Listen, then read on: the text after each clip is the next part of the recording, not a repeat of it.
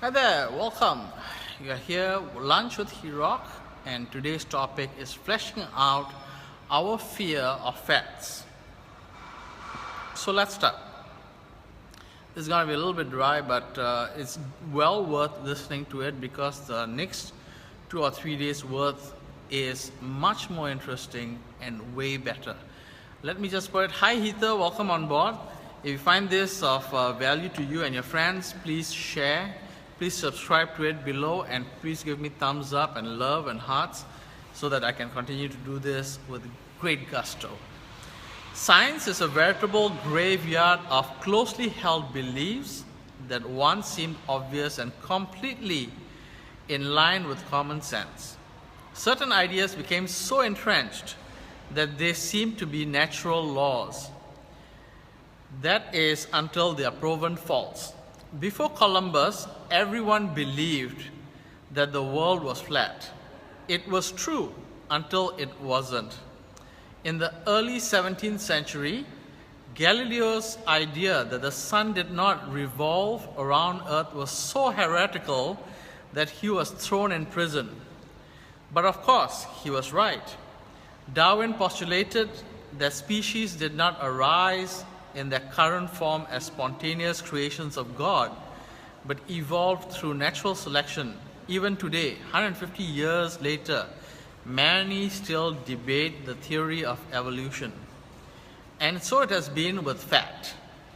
We've been told lots of falsehood about fat over the past, hi Leroy, welcome on board, over the past 50 years that have shaped what we eat, what we buy, and how we diet, all of which has had huge and disastrous consequences for our health. It all began with two big ideas about fat that have turned out to be wrong, dead wrong in fact. These two ideas seemed consistent with common sense, just like the earth looking flat. The first was that all calories operated the same way in your body. The first one. Since fat has more than twice as many calories as carbs and protein per gram, the natural conclusion was that if you ate less fat, you would lose weight. That in effect, the fat you ate turned into fat in your body. Second one, First one, there were two ideas which seems consistent with common sense, and these two ideas were: one, calories operate in the same way, so that means if you ate fat, for 1 gram of fat, you would get double the energy of protein and carb. That was the one idea. The second idea is that if you ate fat, fat turned into a fatter body. That was the second idea, and both of this is dead wrong. The second idea was that since fatty cholesterol deposits cause heart disease, and the dietary fat, especially saturated fat, raised cholesterol, then the fat we ate caused heart disease. Seems to make sense, doesn't it? Except the body is more complex than this simplistic conclusion. Okay?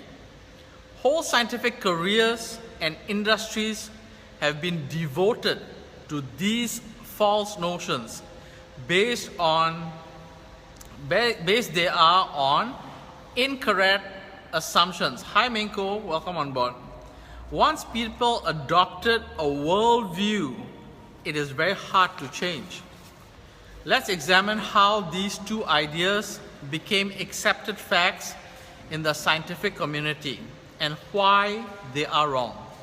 I'll explain how the government and the food industry jumped onto the bandwagon to create a maelstrom of bad advice. It was the perfect storm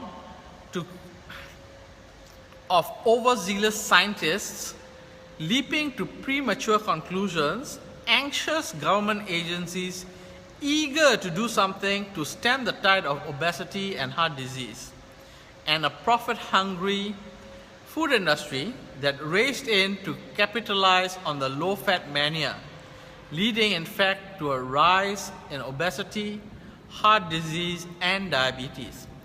This is a story of how fat became public enemy number one and triggered the biggest health crisis in human history: obesity and chronic disease caused by eating the wrong foods. Hi Mandy, welcome on board. Untangling the research on food. With literally millions of studies, can you believe it?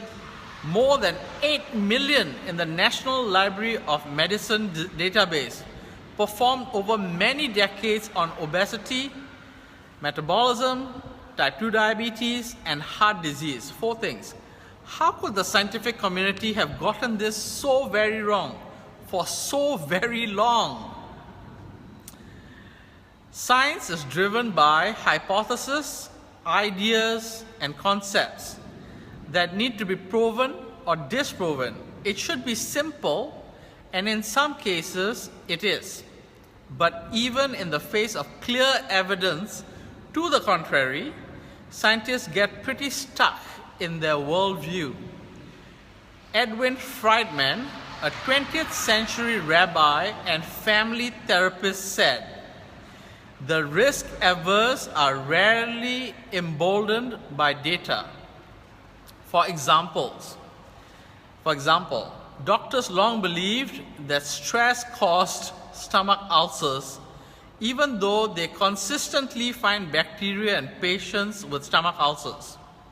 They dismiss the bacteria as insignificant. Even after Dr. Barry Marshall, a gastroenterologist from Australia, proved he could cure ulcers with antibiotics to kill the bacteria called Helicobacter pylori, his theory was still dismissed for more than a decade.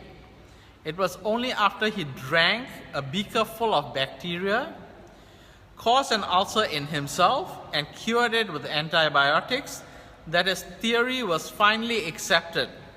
Dr. Marshall won the Nobel Prize for his discovery. That's getting very, very interesting, isn't it? Okay, let's see. But biology, and human biology in particular, is infinitely more complex. It's a web of genetic, hormonal, and biochemical reactions that vary dynamically under the influence of the environment. Thank you. Hi, Kristen. And the food is the biggest environmental regulator of the complex system we call our bodies.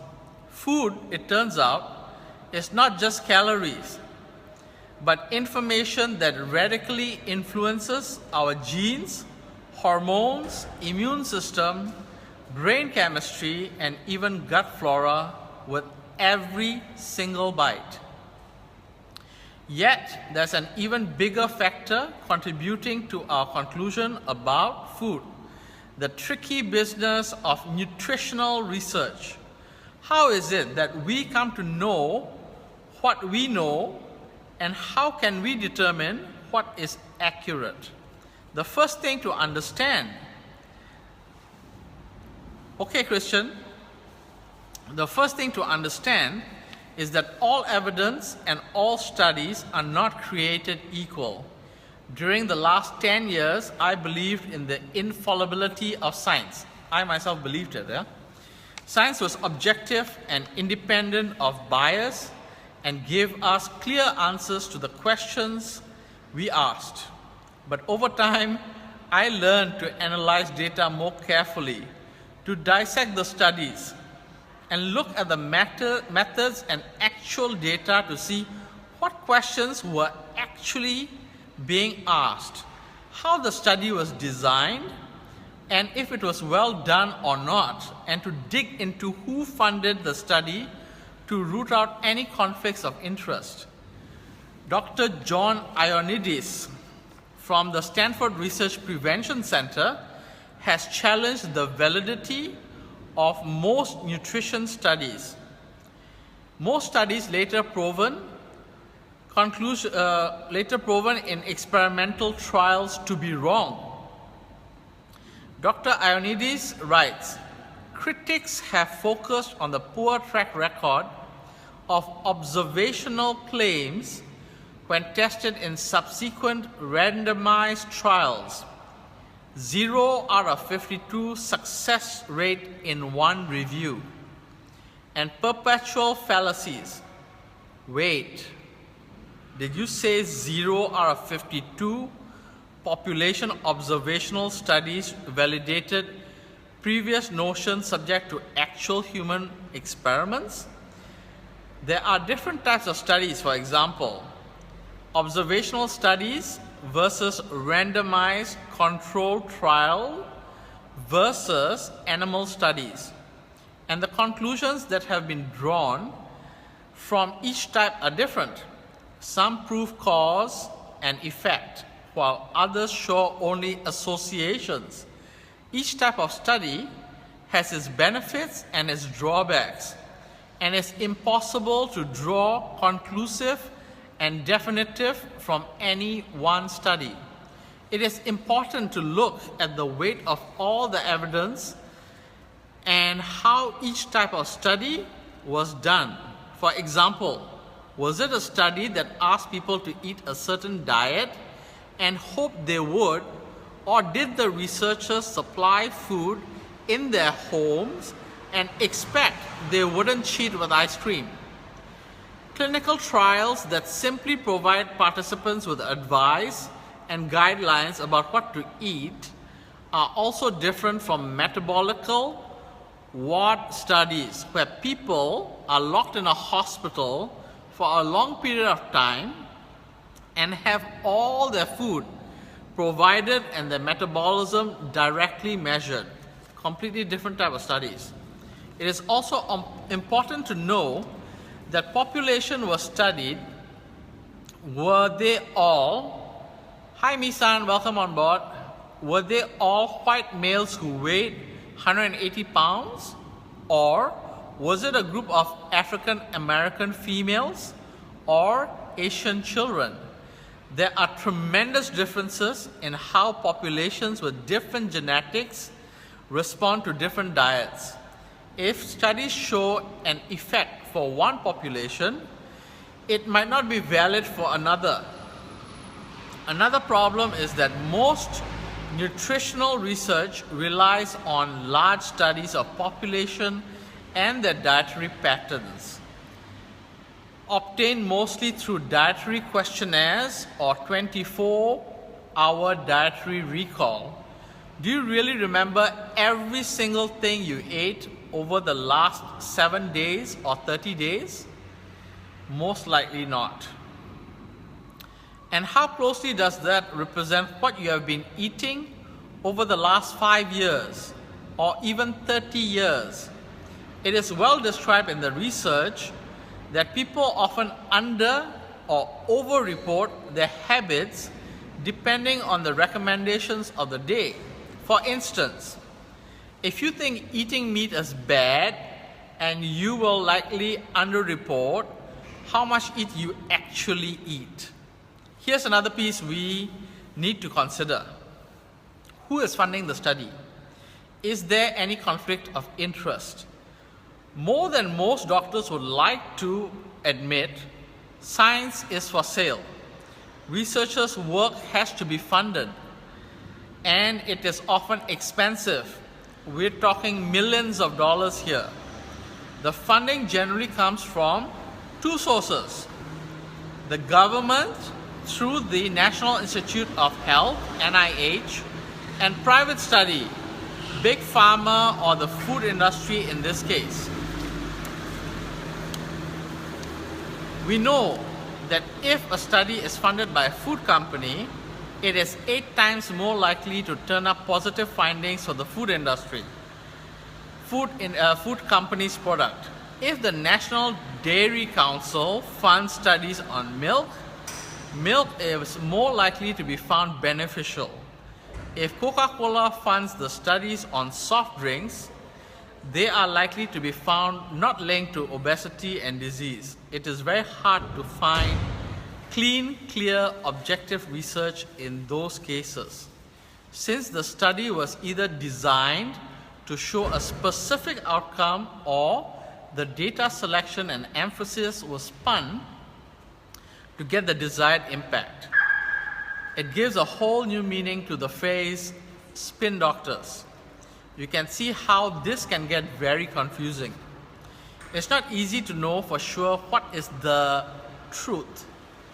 Vegan diet studies show they help with weight loss, reverse diabetes, and lower cholesterol. Diets high in fat and animal protein seems to do the same. Same thing. So should you be shunning animal foods and eating only beans, grains, and veggies? Or should you eat meat and fat without guilt and give up all grains and beans? One respected scientist condemns saturated fat, while another equally esteemed scientist vindicates saturated fat. Whom should we believe? Essentially, each scientist or even each person reading the research with a point of view adheres to his or her position with near religious fervor, and each can point to studies validating his or her perspective. We call this cherry picking. Okay?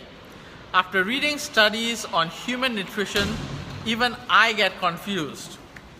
But we can find our way through the headlines by reading between the lines. I read the methods and analysis and analyze the actual data to learn what the studies actually demonstrate, or sometimes what they don't demonstrate. For instance, the first study linked saturated fats to heart disease by Ansel Keys, on which 50 years of dietary policy to eat low fat was based. Looked at only about 30 men from Crete and their previous day's diet. Okay? This study by Ansel Keys was based on 30 men from Crete who ate and told about what they ate the previous day. That was it. And based on that, the entire generation, for more than 50 years, we've had a low-fat diet. I can't believe it. Okay, let's have a look at this. And linked that to the fact that they had fewer heart attacks than people from countries where more abundant or more saturated fat was consumed. This is skimpy evidence at best. It is very hard to tease out the factors that matter. It is very hard to tease out the factors that matter in population studies that are not real experiments. If I did a study on link between your waking up and the sunrise, I would find 100% correlation. But that doesn't mean that your waking up caused the sun to rise. But that doesn't mean that for example, when Asians move from Asia to United States, they eat more meat and have more heart disease and cancer. But they also consume far more sugar. So it is the meat or is it the sugar? Hard to know, right? These types of population studies can show only correlation, not cause and effect. Yet the media and consumers overinterpret the results and take them as gospel or as truth. Many experimental nutritional studies often have only small numbers of people in them, making it hard to draw conclusions. Even worse, the diets they use for comparison, the control group, are not ideal alternative diets. Comparing a toxic vegan diet of chips, Coca-Cola, bagels, and pasta to a high-fat, whole foods diet of healthy vegetables, fats, healthy vegetables, olive oil, nuts, and grass-fed meat won't be very helpful. Nor would comparing a toxic processed diet of feedlot meat, foods with trans fat and no fresh vegetables or fruits to a whole foods, low glycemic, plant-based or vegan diet. So your control group has to be correct, and people are not using a correct control group. So the studies are not giving the results that we are all looking for. So how do you make sense of the contradictory, oftentimes confusing information, break past the unnecessary polarization in nutritional studies and science, and find a path that forges an ideal weight and optimal health? You put all the pieces together like a puzzle, consider all the potential issues and conflicts, and see the story the data tells. The homework for you has been done to develop a program that gets you out of the dangerous fear of fat into a sane, sustainable diet to rev up your metabolism and optimize your health. Whew, that's a long talk, eh? Okay, let's see, what else do I have for you? Okay, I think that's a long talk. So we'll stop here for the time being, and tomorrow's will be part 2. Thank you for watching. This is only part 1, so you need to listen to part 1 and part 2 and part 3 and part 4. So there's 4 parts, so all the way until Friday, and that will give you a clear picture of how they have demonized fats and why fats is actually very good for you. Thank you for watching. Let's get together again tomorrow and let's go through part 2 of why fats is good for you. Thank you for watching. Bye-bye.